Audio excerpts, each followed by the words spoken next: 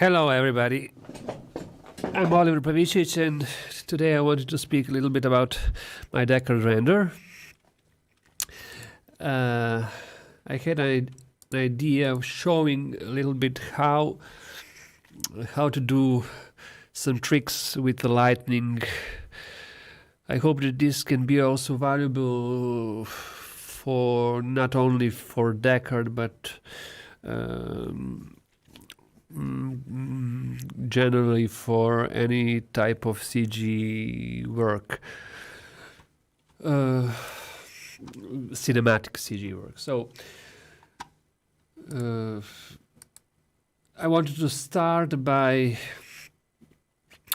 trying to light a scene of Sponza.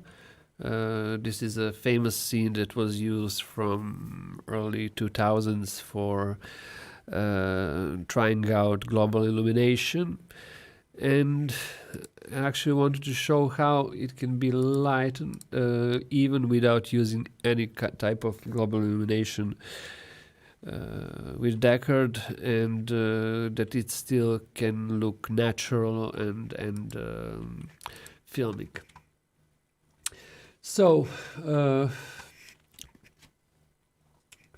here we have our Unity, and what we want to do is to import Sponza scene. Sponza scene is available online as a free download, so if you need it you can download it. I will put links later below where it can be downloaded. So this is our Sponza scene, and actually at this moment we don't have almost any lighting. Let's place a camera somewhere that it can be easily seen. Okay, so that we can see here mostly. Okay, something like that. I'll turn off any lighting here, and yeah, and we already have as a default in Unity directional light, so we will rotate it a little bit to illuminate something in our scene. But as you probably notice, we don't have any global lighting here involved, so this lightning will be everything will be dark, and only you will see only where light hits. Usually, and this of course doesn't look natural. So what I will do is I will add on my main camera Deckard render component, and this component will help me. We'll open a new window that we can see here, but it will mostly look like as a view, normal view in Unity. We will switch also here on deferred rendering, so that we can support more lights and overall better lighting. And we will activate here use autofocus. This will help me to see better, to always keep things in focus. So as we can see here, there is no any ambient lighting. And what can we do here is to add a Deckard soft light. It's a type of light, or let's say it's an area light, but this one works on directional light, and it can be used to simulate soft shadows. So we can see here, if I change this radius, that softens a little bit. I will try to keep it at 0.2, and this is an angular measure of size of the sun. So this will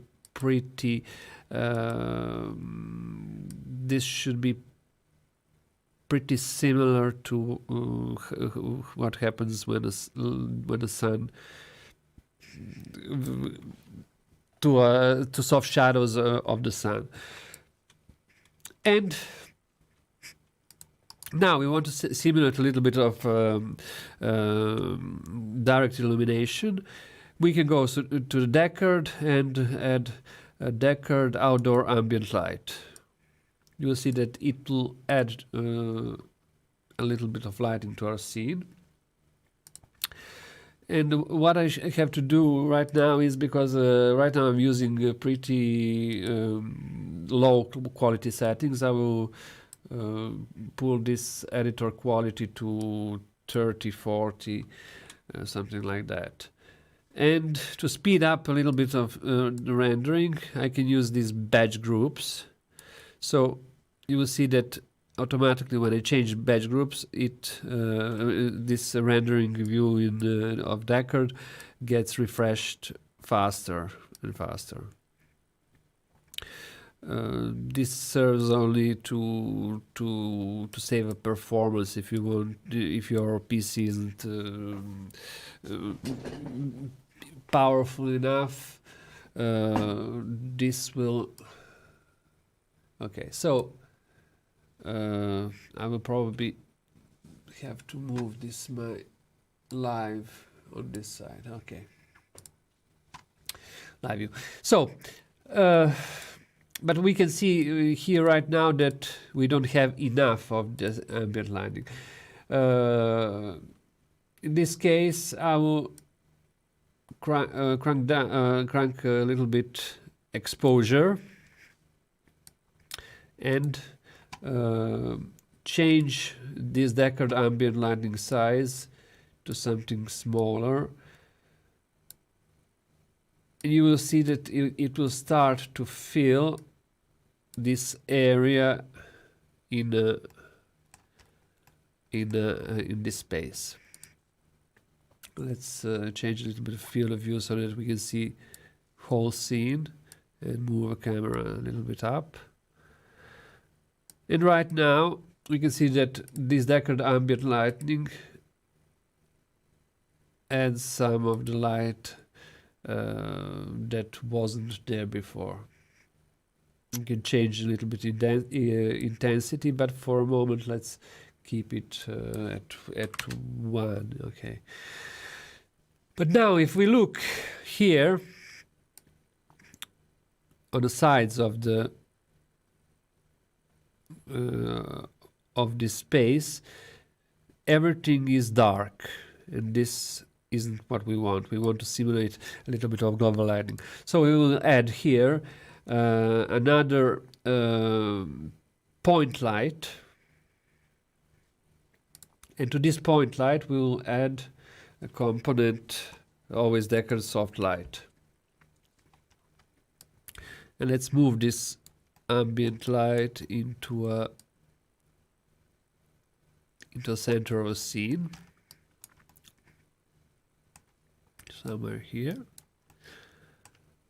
And right now it behaves mostly as a normal point light in Unity.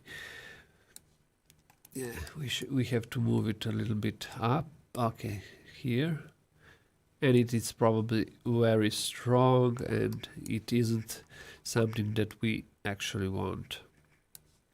So we will change of course we will turn, before we have to turn soft shadows on it so that it starts to cast some shadows, and change its light size. You'll see here that when I change this light size, we get this box that gets shown here. So in this way, we are practically making, adding some ambience lighting in this scene right from at the center of a scene. You see, it's here, and this will help to create something similar to a bounce lighting. In this case, we have. I can say that it's too much. Okay, so I will turn it a little bit down, and also I can see that it doesn't cover also this part of a scene that is there a little bit further. So I will make it even a little bit larger so that it goes till the end of the scene. And in this way, we are already simulating a kind of global illumination without any need for real global illumination. That can be pretty slow for rendering. But if we set lights like in this way, we will always have pretty optimized scenes. Of course, in real time, it's impossible to use right now. It's impossible to use this type of soft shadowing of soft lights because it's pretty complex. But Deckard can use it without mostly without any overhead.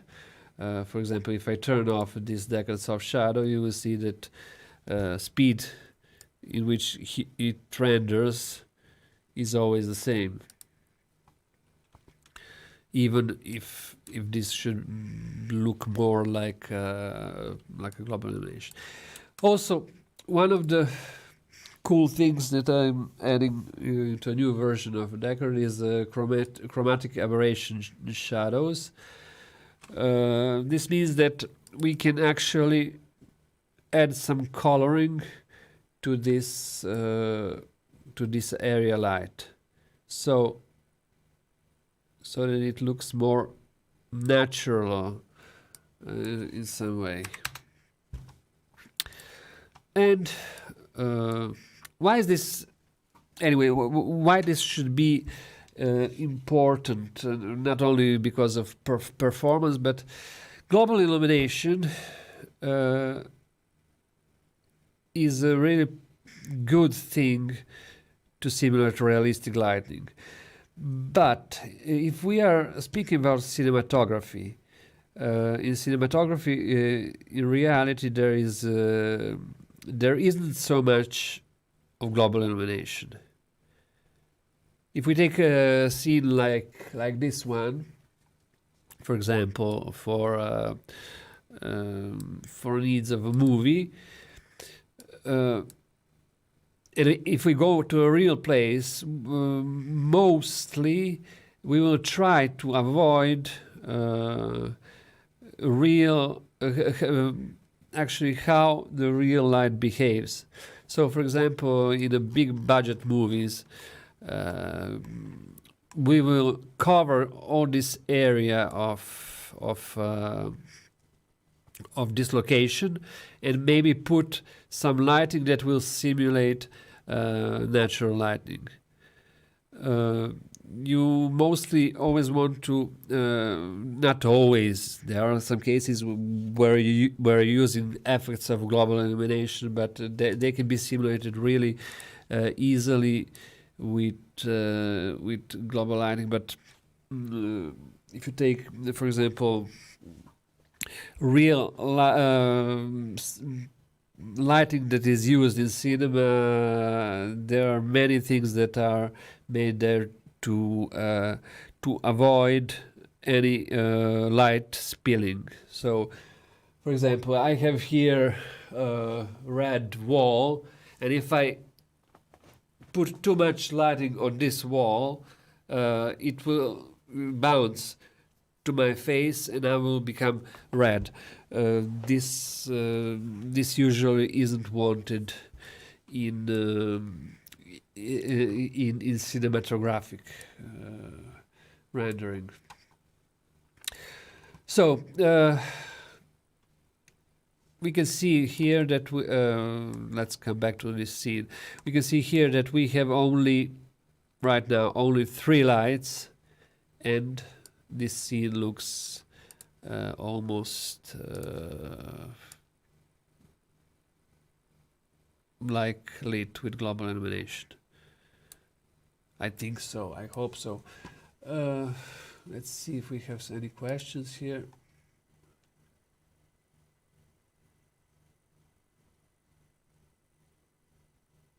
Okay, I think most users who use this plugin may need to render character animations. I wonder if you can do an example in Illustrator about how to render an animation with a character correctly.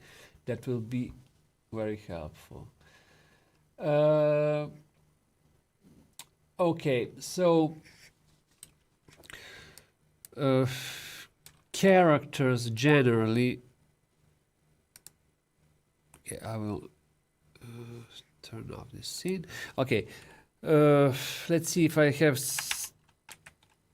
I have some avatars here that were. Yeah, this is a good example. New scene. Okay, I will put here this character that I made in Character Studio, and it's a pretty, let's say, pretty simple.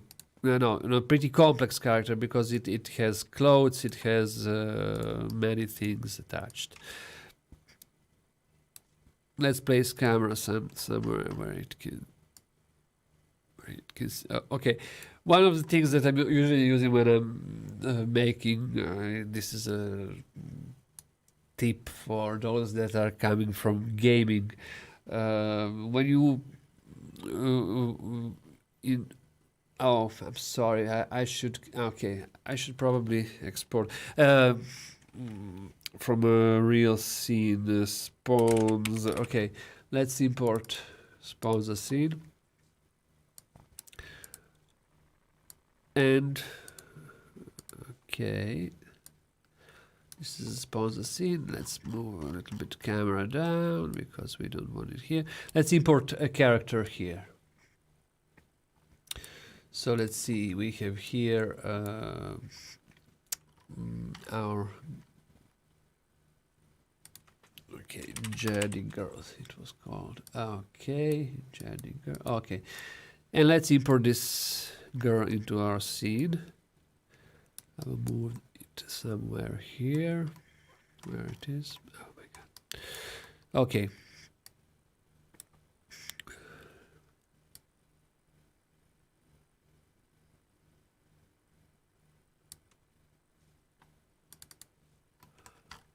Let's place it correctly on the floor. Okay, this should be nice. Fine. Let's move it a little bit in front of the camera. And let's move our camera and set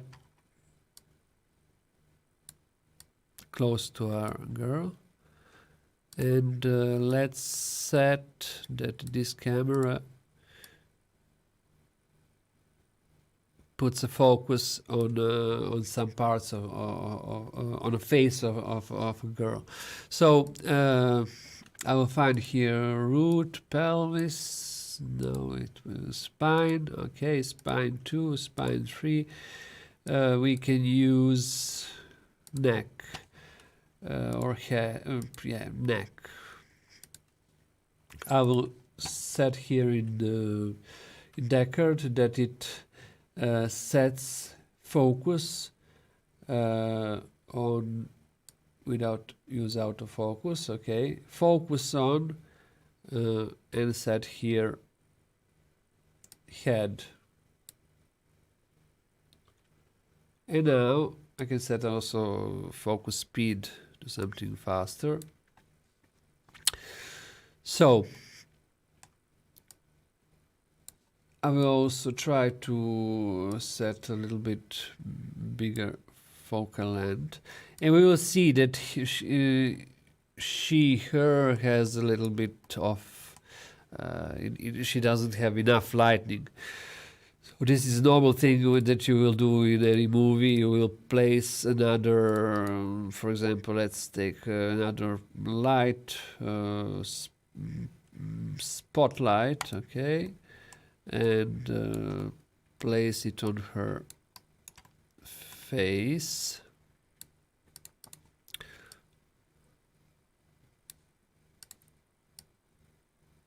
Somewhere here, oh, let's see, okay, somewhere here on her face, let's say spot angle, okay, we'll change this spot angle. But right now we don't have any shadows here, so I will turn on soft shadows. I'm working mostly with soft shadows, but because they are a little bit, and you will see that it doesn't have even like that. By default, it wouldn't have shadows in it. You will have to turn down this bias, but this bias will create some artifacts. So, but if I add a Deckard render soft light, it will practically cancel all those problems with lighting. Yeah, this girl has some problems with her eyes, so I will be, yeah, it's pretty complex. So, I should probably change here some properties, but right now, let's fix it maybe with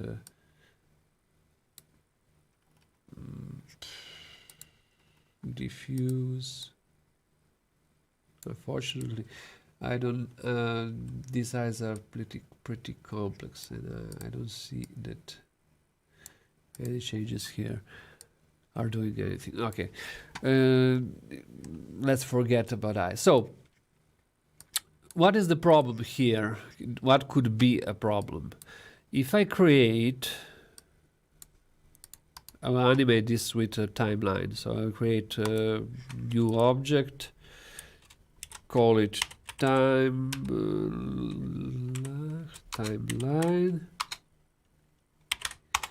Okay, and on the timeline I will create a new timeline playable. Let's say Jetty Girl timeline, and now I will put this Jetty Girl here, add animation track, and I will try to find add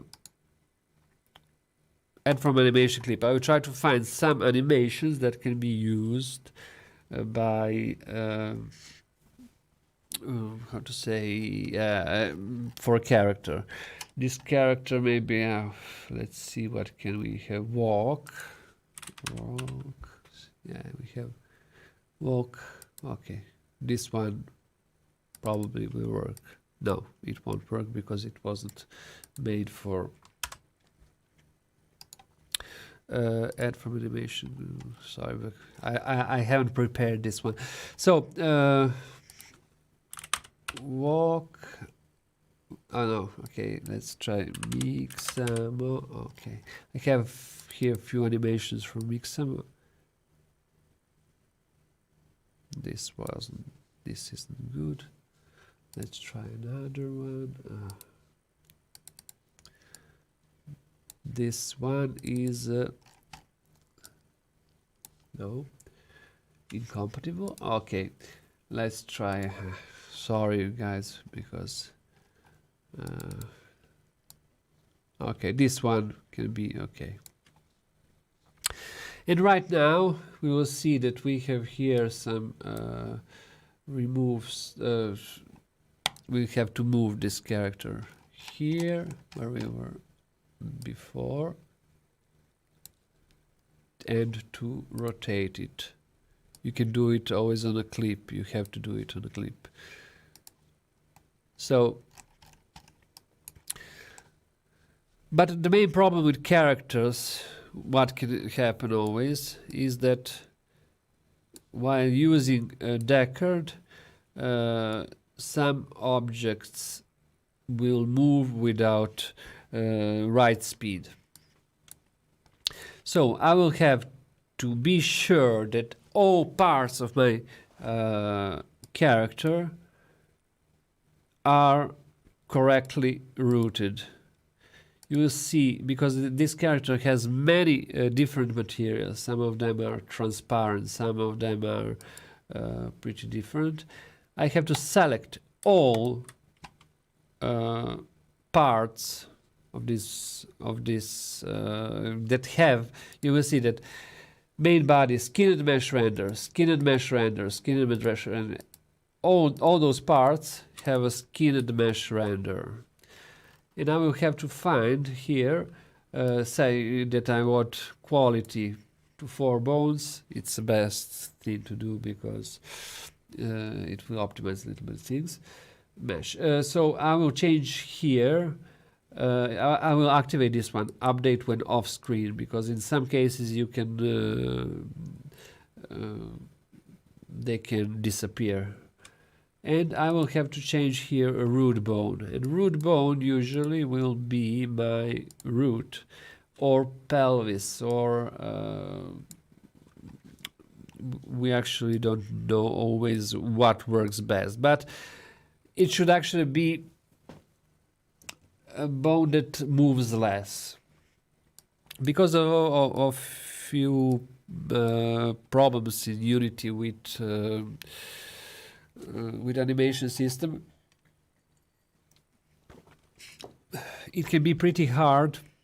Sometimes you will find your character with floating parts, and this won't be shown in a rendering of a real scene, like in real time, but it will be shown always when doing post rendering.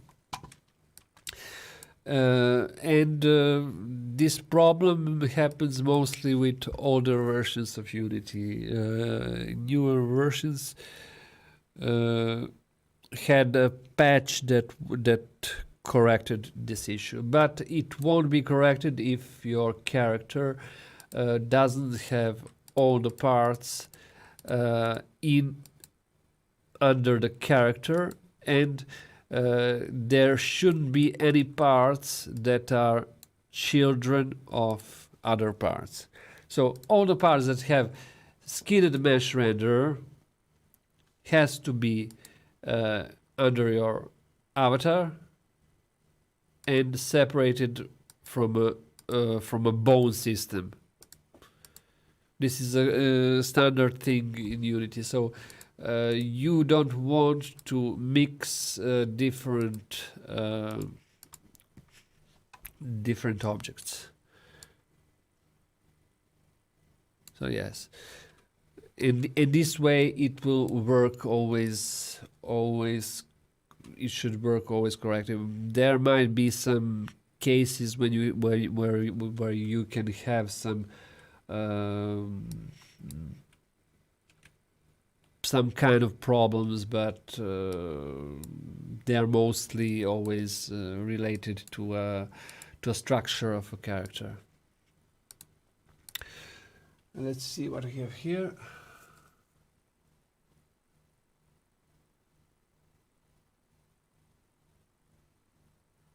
Yeah, okay. Gaston Contarin asks, does it work in any kind of material shaders? Yes. Deckard works with any shader. Not only that it works with any shader, it can also enhance many shaders. I will show you probably here one of the things that is trade. Yes. Let's see if we can see this one. For example, Unity or real-time graphics always in real-time graphics it's pretty difficult to and costly to simulate any volumetric effects. See, atom bomb. No, I don't have. Probably no. And it's pretty costly to simulate any volumetric effects. This means that Let's see. Sorry, I'm searching right now for something that can be shown here. So-called. Sometimes we want to use some kind of multi-pass effects or effects that are almost volumetrics. This, fortunately, in Seascape can be done really much easier than usually. For example, you will probably know, if you're working a lot with transparent materials, you will know that transparent materials could create some bigger problems with transparency ordering issues, or that transparent materials probably won't take into account screen space lighting and things like that. So screen space lighting or some of the effects or semi-transparency. With Deckard, it's pretty easy to create any material that is semi-transparent or let's say and that behaves well without transparent issues. Yeah, this is probably a thing that I should prepare a little bit with examples to show you some of those examples. But practically, how does it work? I have here one glass. You will see, until I don't activate, let's say, I will have to change here Deckard render, turn it off, because I have to recreate it. Sorry, Deckard render component. Okay, so you will see. You can see here right now how this material continues to switch. So this is a custom material that practically what it does. It behaves as a transparent and non-transparent material at the same time. Let's select it. Okay, this should be this material.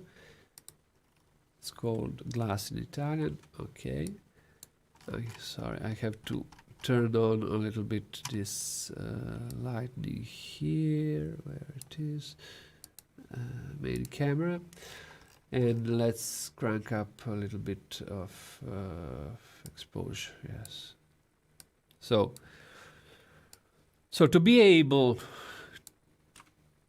to make it behave as any other material, I'm making custom shader. This custom shader uses Deckard interpolator value. Here I'm using Amplify shader editor, but this can be also used in any other also in HDRP graph shader and things like that. So you have to create global variable that is called Deckard interpolator. What this does, it is usually put into a lerp, so that or step or functions like this, so that it will say, because I have to start from the. You can see here that Deckard renders many scenes and then composes them into one image, single image. This is why in this game view everything is moving constantly, and in this case, what we want is to say that this semi-transparent material or transparent material is like only 10% transparent. So if I'm taking a shot for this final image, if I'm taking 100 of shots, If I say only 10% of those shots, it will be 10% transparent.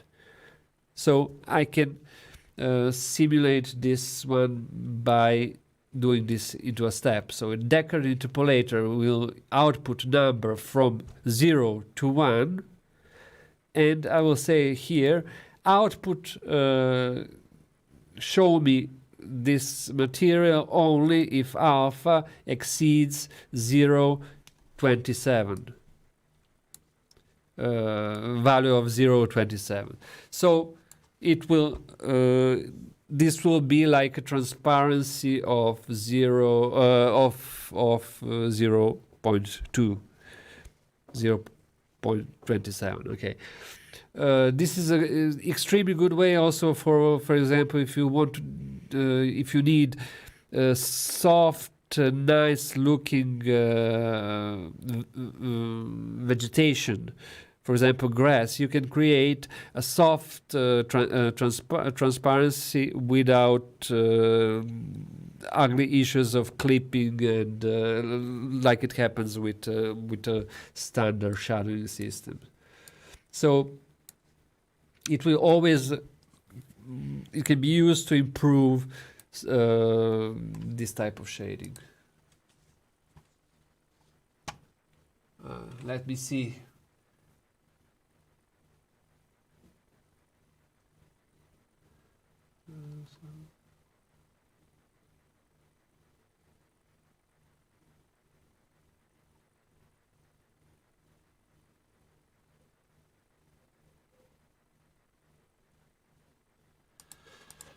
Those that have problems with their Mixamo characters, please, you can probably send me your characters, and I will try to examine them and tell you what might be wrong there, because it's sometimes it might be a small thing and not so obvious.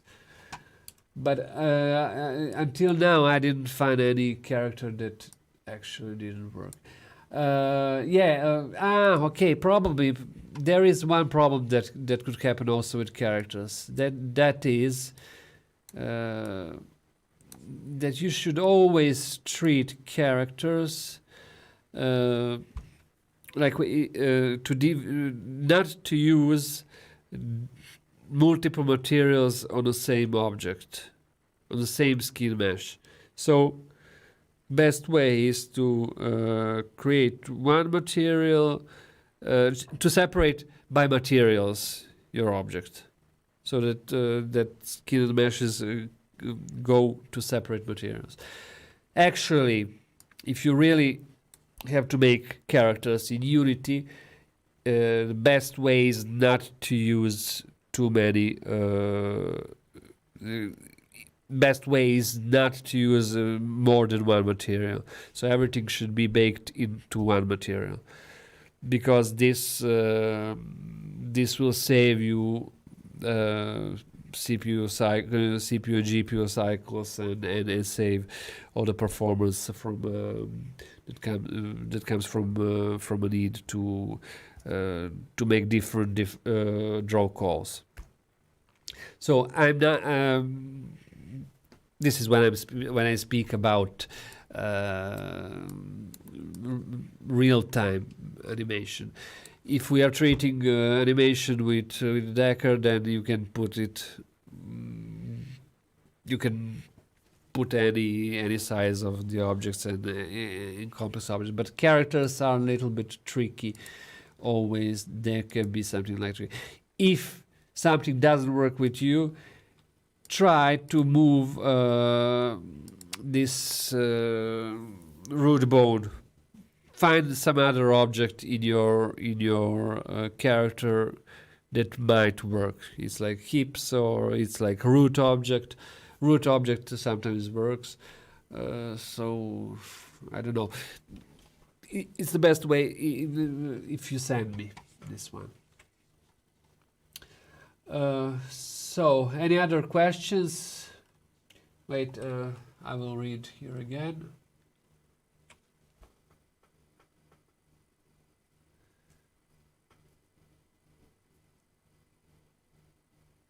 Yeah, cameras following characters. Okay, I'll try to explain this because sometimes on old character, new scene, let's say.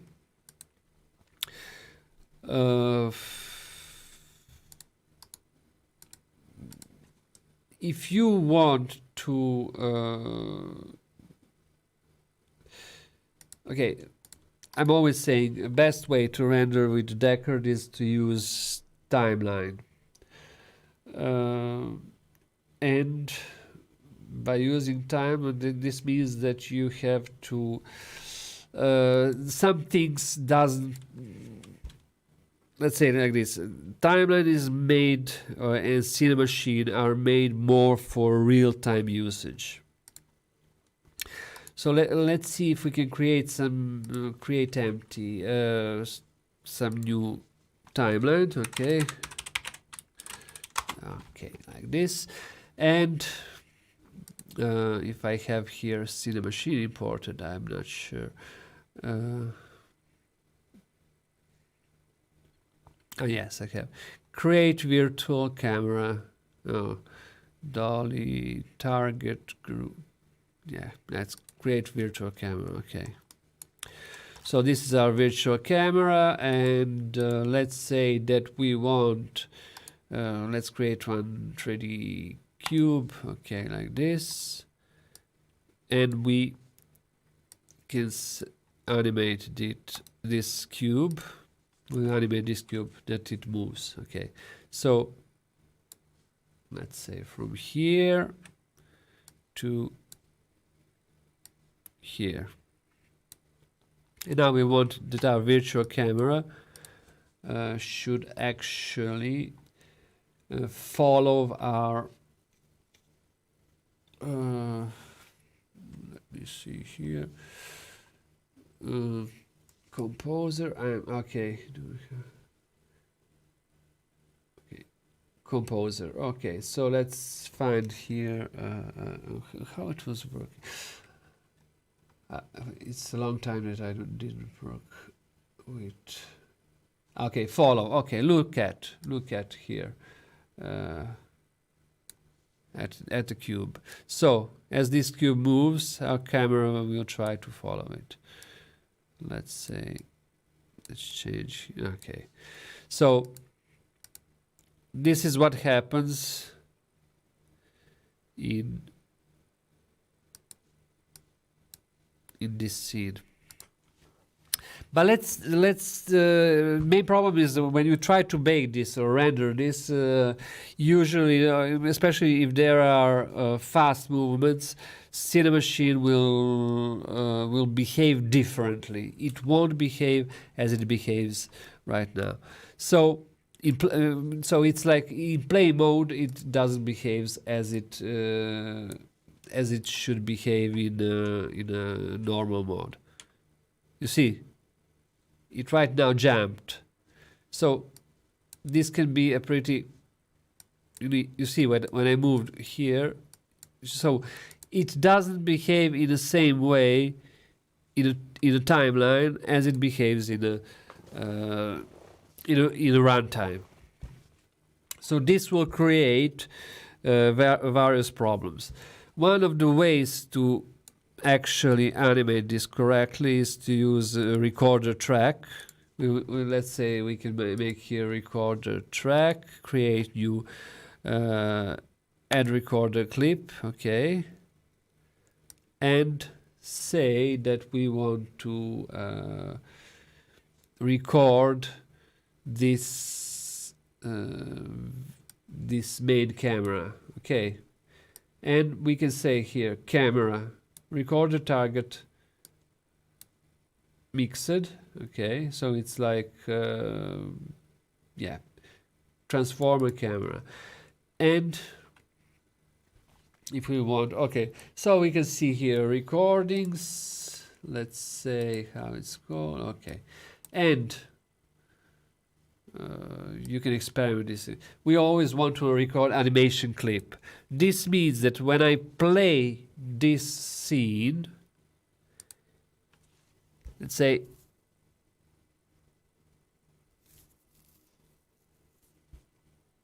it gives me, okay. It will automatically bake this animation into this recorder clip. So if I turn off this virtual camera object, okay, and right now I don't have any more of this. I can record recording. Okay, I have to go here to record. No, this is probably, I'm not sure what recording it was. Let's see. Okay, animation. Okay, main camera 002. Okay. So I have to find this one. No, 001. Okay, probably no. Animation main okay, this one should be 001, probably this one. I will then create another main camera object here, add animation track, okay, and import this one as a clip.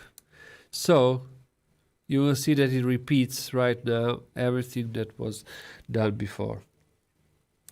So this is a way to, then we will have to delete this recorded track, but in this way you can bake every complex animation into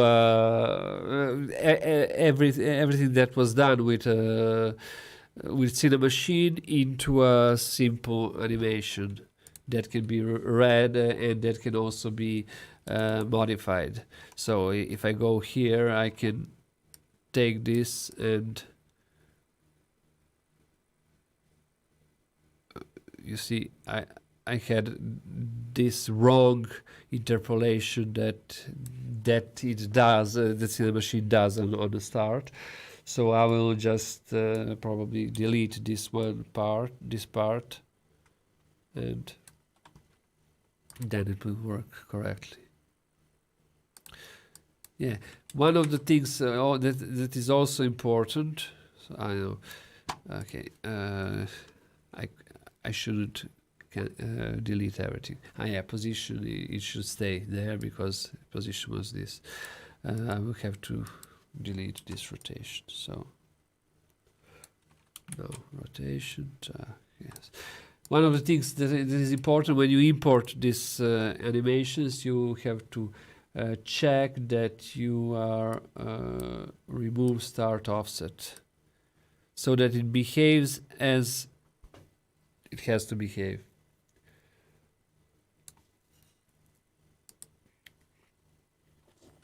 Sometimes. Let me see.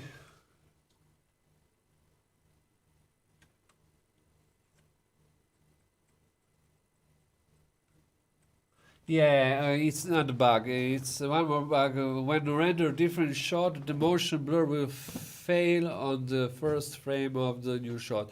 No, this is how Unity works. It's like with Cinemachine or something with Cinemachine or with shots. It just takes a camera and then moves it, because this happens even with post processing from Unity. That when there is a change from one shot to another, it will create a motion blur in that frame. But if you're rendering in Unity at 60 frames per second, you maybe won't notice this one.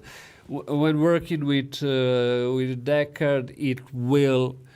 For Deckard, it's like, okay, I have moved my camera from this place to another place, so there is no way to eliminate this motion blur at the moment.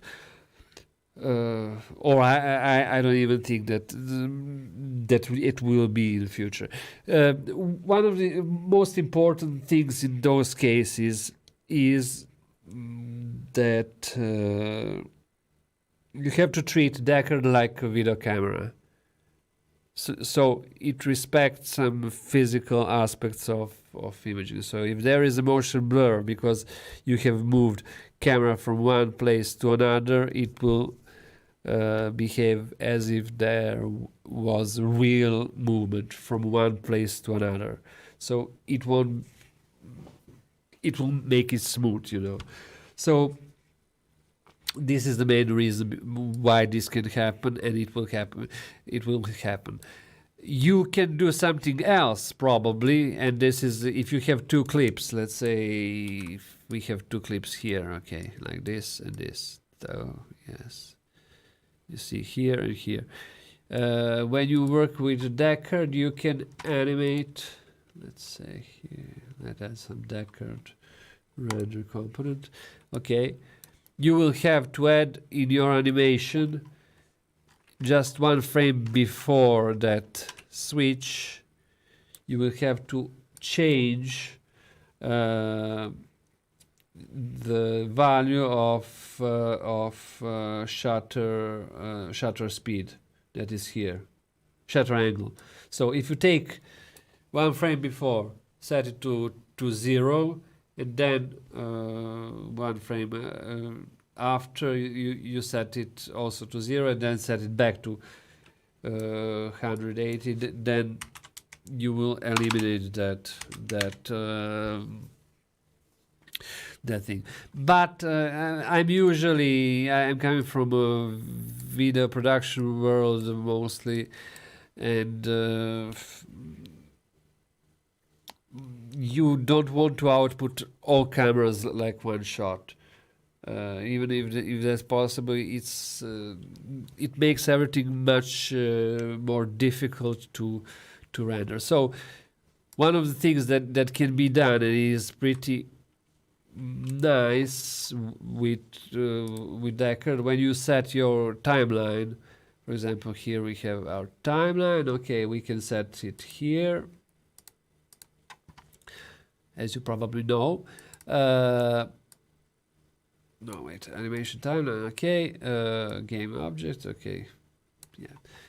I can set it here, and I will usually define that this is 192 frames. I will say, okay, render 192 frames, okay, and then I will render this. Afterwards, I will render another clip. But how I can render it from 192, yes. We can see here, clip start, 192. And, okay, this clip starts at 192, ends at 380. Okay, we have here a duration. So you can see for every clip, in timeline, you can see how many frames this clip is long, and then you should go to your timeline, set update method manual, and say initial time, and set to a time that you are having here. In this case, right now, okay, we have frames. We have to switch to seconds, so we have to set this time to a second, so it's 312. Okay, so initial time is 312, and then when the Deckard starts rendering, it will render from that point on. If you want to render something later in your scene,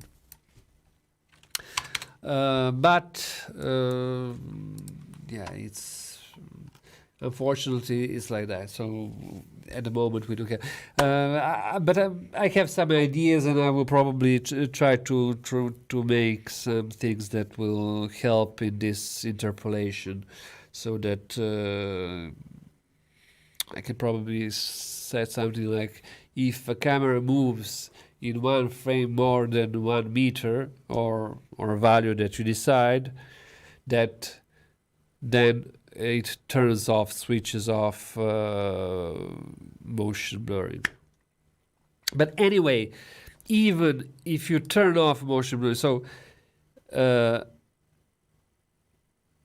there isn't any that's why I'm saying it's better to when you are working with video, with things like that, it's better to take something before that scene and take something after the scene, so that you have a clip that is longer. Because if there isn't anything before that the scene that you are shooting, okay, there won't be any data for creating any motion blur or some other effects. So, but if you have, and it will always, cuts made like this will always look a little bit off and unnatural. Or you have a motion blur, or it will look like stuttering, some kind of stuttering, because you will end up with 2 frames that doesn't have motion blur. Always 2 frames. One is on a cut. So one frame is before a cut and another from the next camera. So yeah, this can be a little bit problem. Maybe it's not so intuitive, but it's.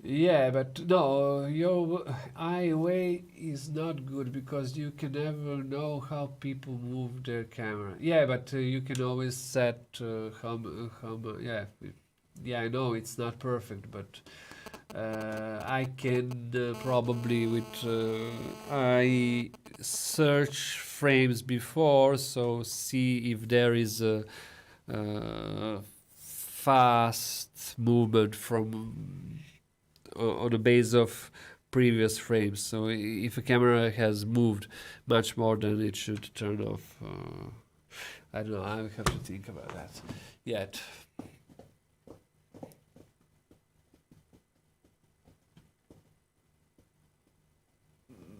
No, the problem is here also that Cinemachine isn't included in a automatically. So I really don't want to have people having to install Cinemachine, and then if they doesn't install it, that everything goes like crazy. I'm not sure. I will have to see what can be done and how it can be done. But at the moment, I don't have any idea about this. I have tried that one that you said. If you can see when it changes, but it doesn't work. Unfortunately, I'm getting a message only after the blur has already happened. So it's because Deckard at this moment, when you have already here your camera, it will interpolate from this frame to this frame automatically, and from this frame, it's not Deckard that it interpolates. It's a timeline that it interpolates this movement. So this thing has to be implemented directly into a timeline. If it's not implemented into a timeline, then there is no way. So I will have to modify in some way timeline, because what does Deckard, what it does? It will subdivide this timeline into small pieces and then ask for a timeline where is that positioned. So if a timeline gives him a wrong position because the timeline has this kind of interpolation, Deckard can't do anything about this. So it's not like I would have to implement something that But the problem is that because this motion blurring actually isn't happening on a cut, but it is happening before and after. Yeah, this is the problem.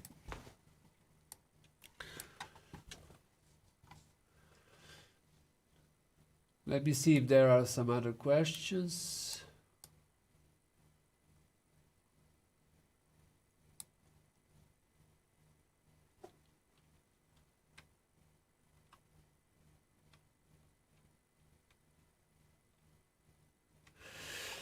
Okay, I hope that I have managed to show something here. If you all have, do you have any other questions? I will be doing this stream again next Tuesday. So if anybody wants to know something or have any ideas, I will try to explain and add some news about future development. Thank you very much, and I hope that you enjoyed. See you in a week. Bye.